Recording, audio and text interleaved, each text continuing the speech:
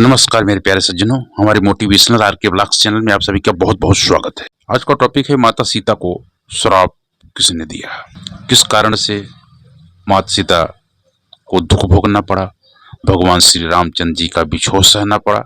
आज ये सब बारे में हम आप लोगों को बताने वाले हैं। मेरे प्यारे सज्जनों, आप लोग कहीं मत जाइएगा, पूरा वीडियो देखिएगा, स्किप करके मत देखना, इससे बात अधूरी रह जाती है और आपको समझ में नहीं आएगा। तो हमारे आध्यात्मिक, धार्मिक और वेद पुराण के सभी ज्ञान प्राप्त करने के लिए और समझने के लिए हमारे मोटिवेशन चैनल को सब्सक्राइब करके बेल आइकन को प्रेस करना ना भूलें। प्यारे सज्जनों, हम शुरू करते हैं कहानी। एक समय की बात है, बहुत अकाल और सूखा पड़ गया था एक राज्य में।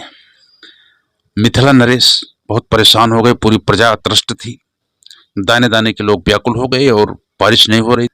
तो ज्योतिषियों ने, सभी ज्ञानियों ने बताया कि राजा और रानी अगर मिलकर हल चलाएंगे तो बारिश होगी।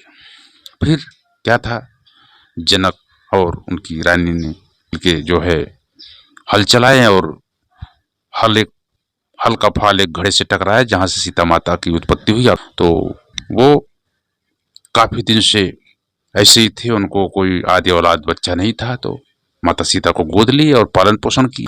एक बार माता सीता अपने सहेलियों के साथ अपने महल के गार्डन में घूमने के लिए बगीचे में गई और वहां पर उन्होंने एक तोते के जोड़े को देखा जो पेड़ पर बैठ करके भगवान श्री रामचंद्र की जीवन चरित्र के बारे में बात कर रहे थे कि एक बहुत ही पराक्रमी वीर राजा होंगे जिनका नाम राम होगा और वे सीता से विवाह करेंगे जिनका नाम जनक नंदिनी, सीता, जानकी आदि नामों से जाना जाएगा। और ये बहुत ही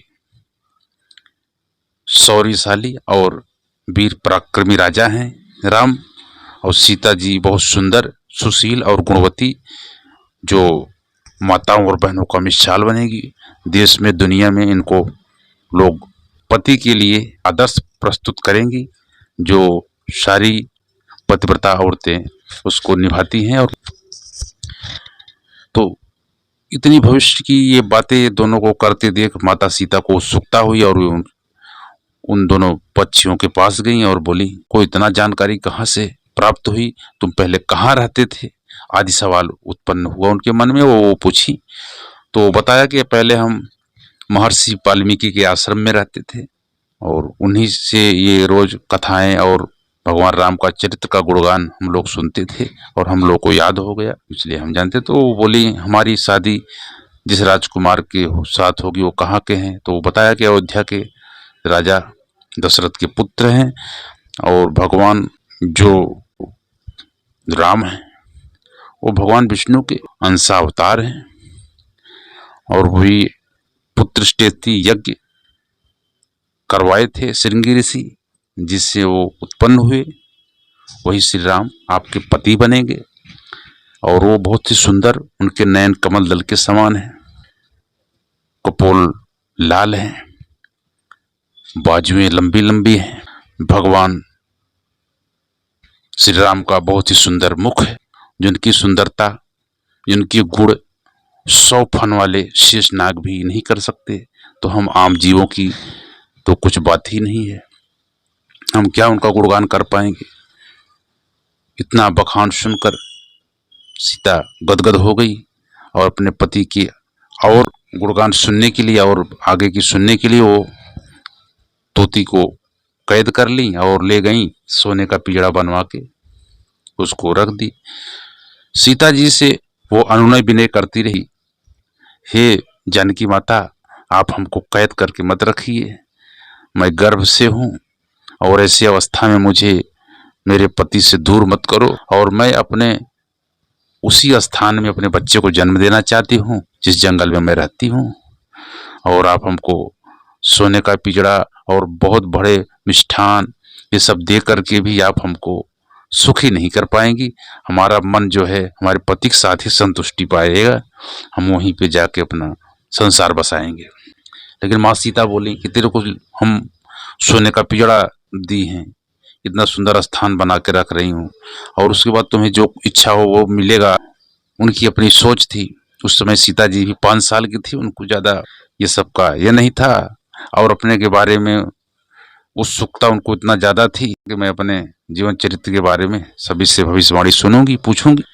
इस वजह से उनको अपने मोह के कारण उसको बंदी बना के रखी और गर्भवती थी और ये बार बार प्रश्न उत्तर करती थी, जिसकी ये बहुत उद्विग्न हो गई और परेशान हो गई सवाल का जवाब देते देते, और एक दिन वो अपना प्राण जो है छोड़ दी। तोता बहुत दुखी हुआ, बोला माँ तुमने क्या कर दिया?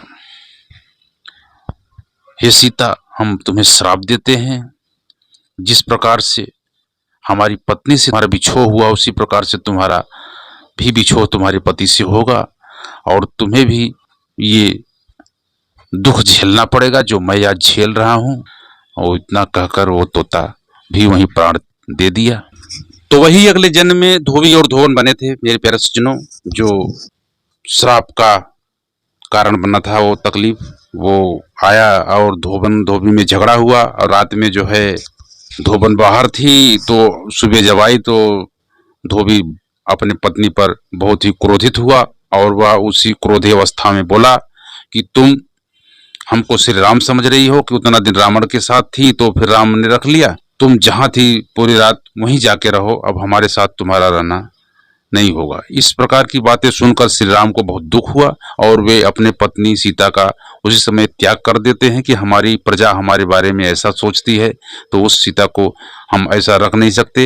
एक राजा का कर्तव्य होता है कि अपने प्रजा का पुत्रवत पालन करे और उनका सुख दुख का ध्यान रखे।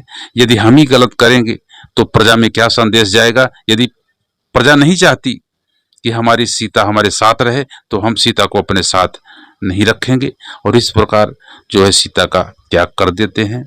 वही श्राप माता सीता को लगा जो आप लोग देखे हैं, सुने हैं, कई दंत कथाओं में सब कुछ है।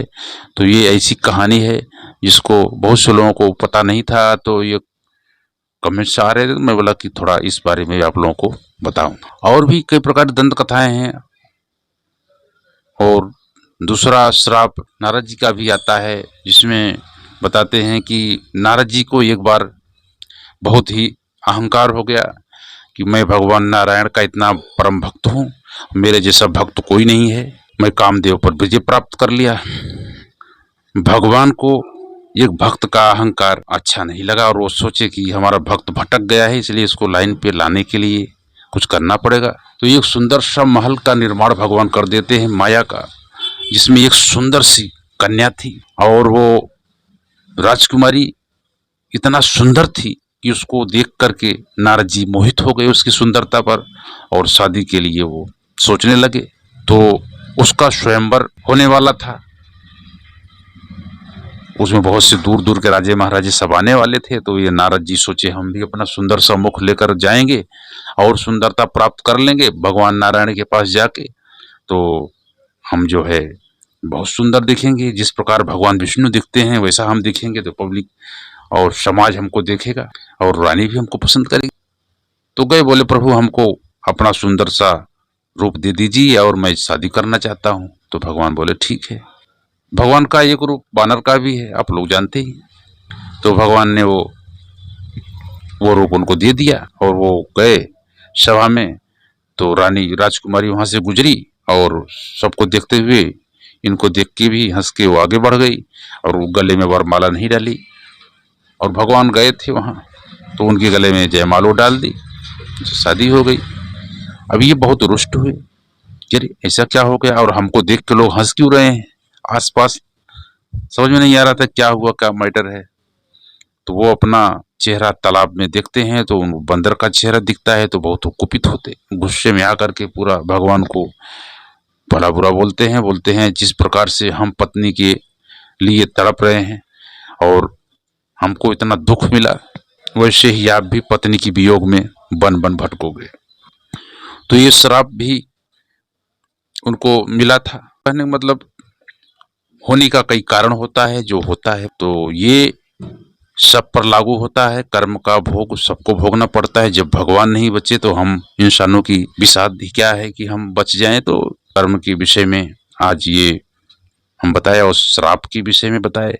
आप लोग नए हो हमारी मोटिवेशनल ब्लॉग में, आप लोग प्लीज़ सब्सक्राइब करके हमारे बेल आइकन को प्रेस कर, जिससे हमें आगे बढ़ने में मदद मिलेगी। और आप लोग अब हमारे चैनल को, हमारे वीडियो को इतना प्यार से सुने और देख रहे हैं, तो इसके लिए हम आप लोगों को हमारे दिल से आभार है। आप लोग आनंद में रहें, सुख में रहें, यही हमको सबके लिए हम भगवान से यही प्रार्थना करते हैं। आप लोग आनंद मंगल में रहें। मिलते हैं फिर अगले वीडियो में। जय श्री कृष्ण, जय श्री राम।